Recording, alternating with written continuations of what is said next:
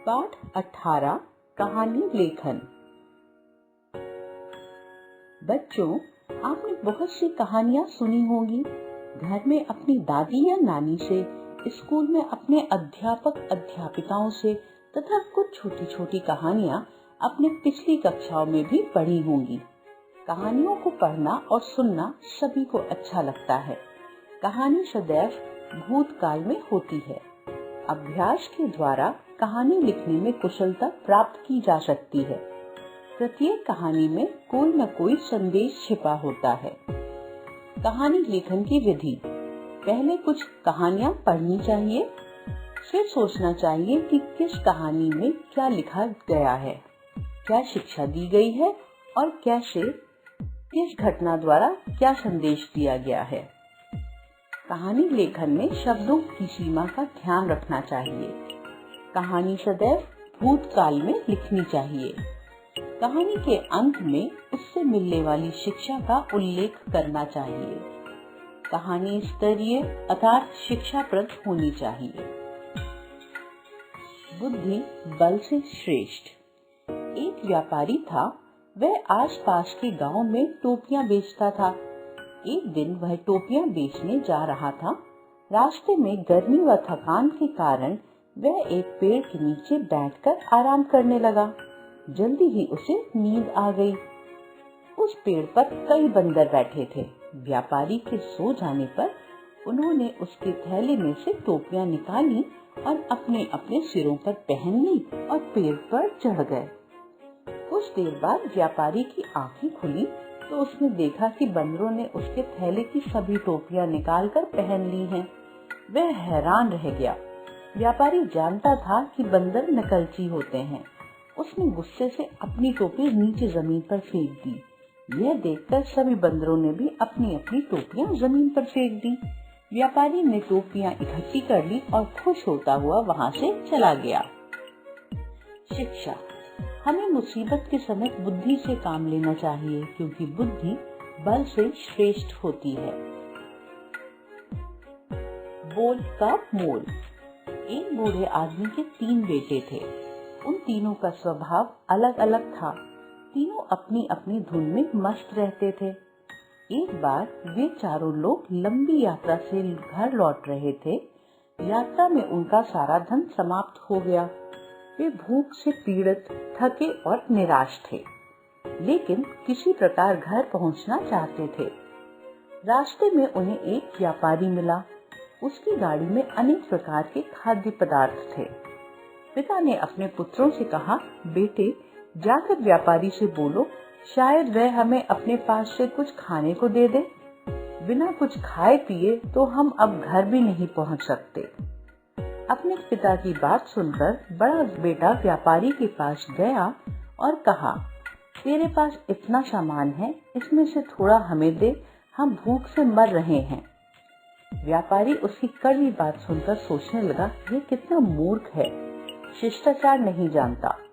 व्यापारी ने उसे कुछ भी देने से मना कर दिया।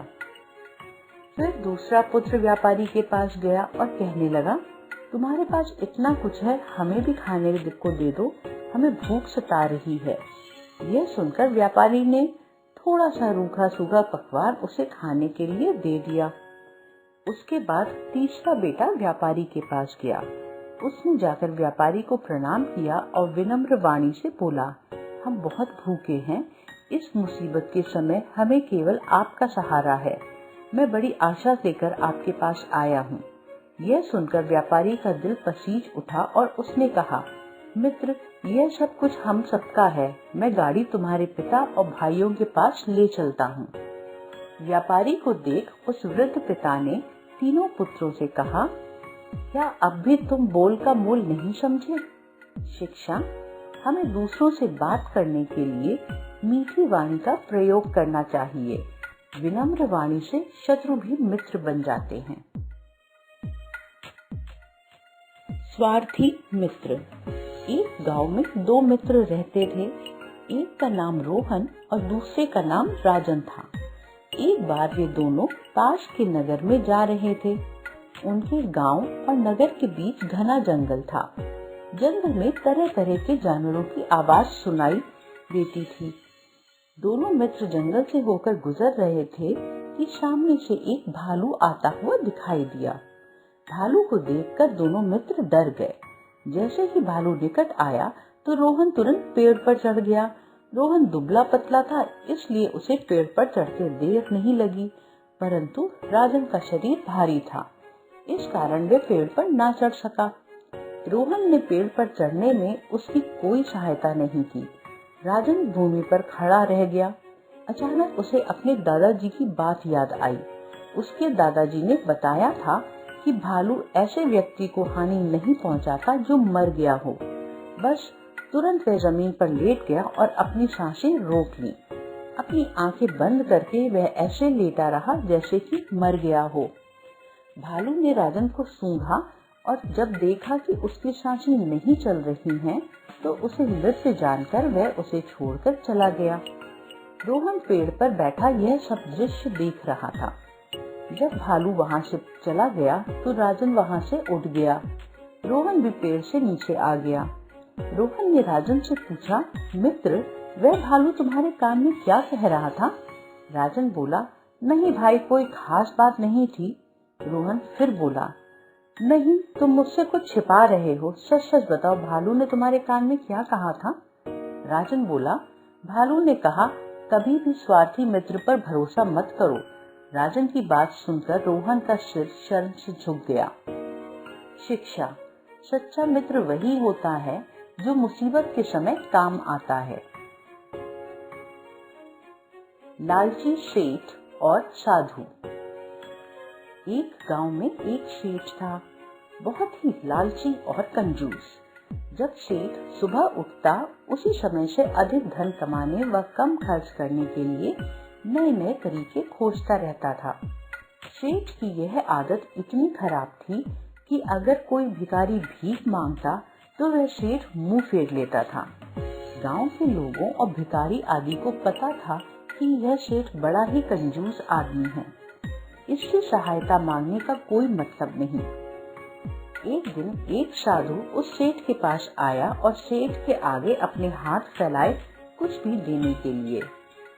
उस दिन पता नहीं सेठ का मन बदला और सेठ ने अपनी जेब से 10 पैसे उस साधु को दे दिए। साधु सेठ से खुश हुआ और सेठ को प्रसाद दिया और वहां से चला गया। जब सेठ ने प्रसाद को देखा तो उसमें एक सोने की मोहर थी। तब सेठ को लगा कि मैं कितना मूर्ख हूँ। अगर मैं उस साधु को ज्यादा रुपए देता तो वह मुझे बहुत सारी सोने की मोहरें प्रसाद में देता। तब उस सेठ को अपने ऊपर पछतावा हुआ। लेकिन दूसरे दिन वही साधु उस सेठ के पास फिर आया। सेठ बहुत ही खुश था। उसने सोचा, यह अच्छा काम है, आज मैं इस साधु को अपने सारे सिक्के दे दूंगा और ये मुझे खुश होकर सोने की मोहरें बदले में देगा। यही सोचकर सेठ ने अपनी आधी से ज्यादा कमाई उस साधु की झोली में डाल दी। उसके बाद वह साधु से प्रसाद लेने के लिए खड़ा रहा। आज भी साधु ने कल की तरह प्रसाद दिया और चला गया। जब सेठ ने प्रसाद में देखा तो उसे कुछ नहीं मिला। एक भी सोने की मोहर उस प्रसाद में नहीं थी। सेठ को लगा कि जैसे उसके साथ धोखा हुआ है।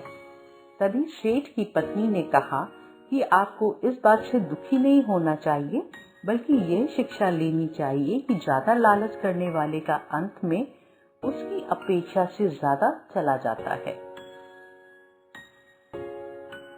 हमने अब तक सीखा, हमें कहानी लिखने का अभ्यास करना चाहिए। कहानी की भाषा सरल होनी चाहिए। कहानी लेखन में शब्द सीमा का ध्यान रखना चाहिए।